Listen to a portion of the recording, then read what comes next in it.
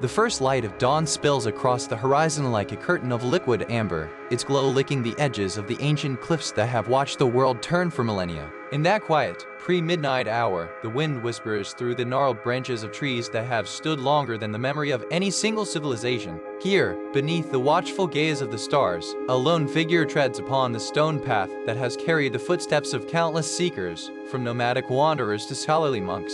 The air is heavy with the scent of wet earth, moss, and the faint, metallic tang of ancient artifacts buried beneath centuries of dust. It is in this very moment that the story of the ancient alien sky begins, a tale that intertwines the restless curiosity of humanity with the tantalizing possibility that the cosmos has already brushed against the pulse of our past. The air shivers as if the universe itself is holding its breath, eager to unveil the secrets that have long waited in the shadows of history. In the first chapter of his journey, the narrator recounts how the ancient alien sky, whose real name remains a secret to most, first emerged from the fringe corners of internet forums and late-night television broadcasts, born into a modest town where the only relics of the past were faded postcards of local landmarks and a single, weather-worn stone statue in the town square. He cultivated a fascination with the unknown from an early age.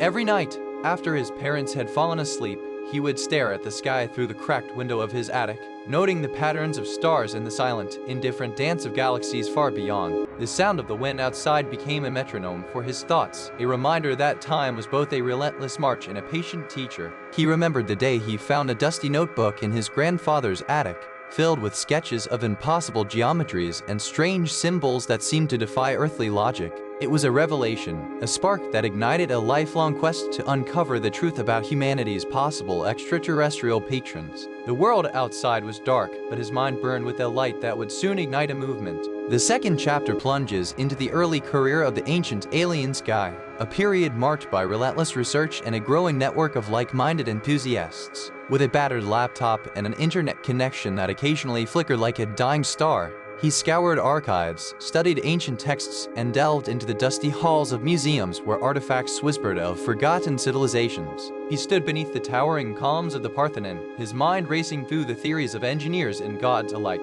The scent of plaster, the weight of stone beneath his fingertips, and the echo of ancient chants seemed to blend into a symphony of evidence that was, at times, as elusive as the very myths he pursued. He met with archaeologists, historians, and astrophysicists, sharing his hypotheses of contact and exchange that span across continents and epochs. The feeling of connection to those who had long ago spoken of celestial beings, though unspoken, was palpable. He recorded his thoughts in journals, his words trembling with the exhilaration of possibility, each sentence a step closer to a revelation that would soon ignite worldwide curiosity. As the ancient alien sky continued to travel from one archaeological dig to another, the third chapter chronicles the moment his theories began to resonate beyond the echoing halls of academia and the hushed corridors of history. He found himself in the dust-laden chambers of the Great Pyramid, where the air was thick with the scent of limestone dust and the faint whisper of ancient machinery. In the dim light, the carvings seemed to pulse with a subtle glow,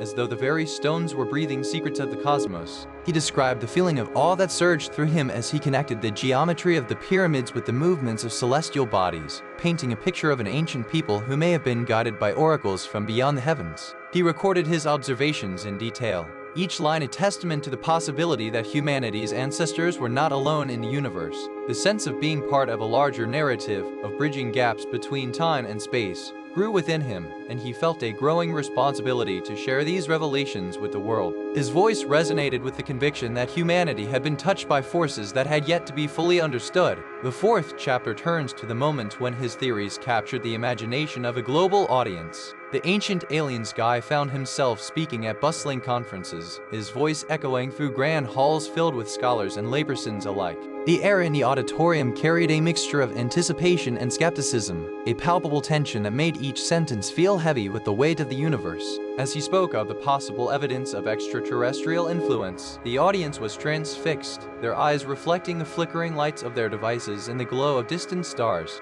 The world was awash with the scent of burnt coffee and the crackle of electrical energy. a symphony that played alongside his words. The idea that ancient cultures could have interacted with beings from distant worlds sparked a flurry of debate, with voices both supporting and challenging his claims. This period was marked by an explosion of online content, the rapid sharing of clips, and the creation of forums that stretched across continents, all buzzing with curiosity and disbelief. The atmosphere was electric, the sense of possibility hanging in the air like a heavy fog. In the 5th chapter, the narrative turns to the consequences of the ancient alien skies theories, exploring both the profound influence on popular culture and the critical scrutiny from scientific communities. The world became a tapestry of books, documentaries, and shows that delved into his concepts, each piece adding another thread to the already intricate narrative. Yet the world also shivered under the weight of criticism. The air in academic circles grew thick with a mixture of disappointment and frustration. Critics pointed to gaps in evidence, methodological flaws, and the lack of peer review. The smell of burnt coffee lingered in the corners of conference rooms, where scholars wrestled with the implications of his theories and debated their validity. He was, for many, an eccentric storyteller who danced too close to the boundaries of science, while others saw him as a visionary who opened a portal to a new understanding of our past. In this chapter, the tension between the allure of the unknown and the demands of rigorous inquiry created a storm of debate, with each side fiercely defending its own vision of the truth. The 6th and final chapter of the ancient alien skies story examines his legacy, the future of his theories, and how the narrative of humanity's potential extraterrestrial encounters has evolved. The world now stands at the cusp of an era where new technologies and discoveries could either confirm or refute his claims. The scent of ozone, the hum of advanced telescopes, and the rhythmic tapping of keyboards echo in laboratories across the globe. Scientists, once skeptical, are now intrigued by the possibility of re-examining ancient records with fresh eyes and modern tools. The narrative is one of hope, of a collective yearning to find answers to questions that have echoed through human consciousness since the first starry night. The future remains uncertain, yet the legacy of the ancient alien sky endures, a reminder that curiosity can propel humanity beyond its current limits, daring to ask, what else is out there, waiting to be discovered? The epilogue weaves the threads of all the preceding chapters together, painting a portrait of humanity's eternal dance with the unknown. It is the hum of distant stars, the murmur of the wind through ancient trees, and the soft crackle of firelight in a quiet cave that carry the story forward. The story of the ancient alien sky is not merely a tale of theories, but a testament to the unquenchable fire that burns within the human soul. The feeling that this narrative is unfinished, that there are still chapters yet to be written, imbues the scene with a sense of wonder. In the silence that follows, one can almost hear the cosmos breathing and alive, waiting for the next curious mind to reach out to grasp the threads that weave the tapestry of our shared existence across time and space.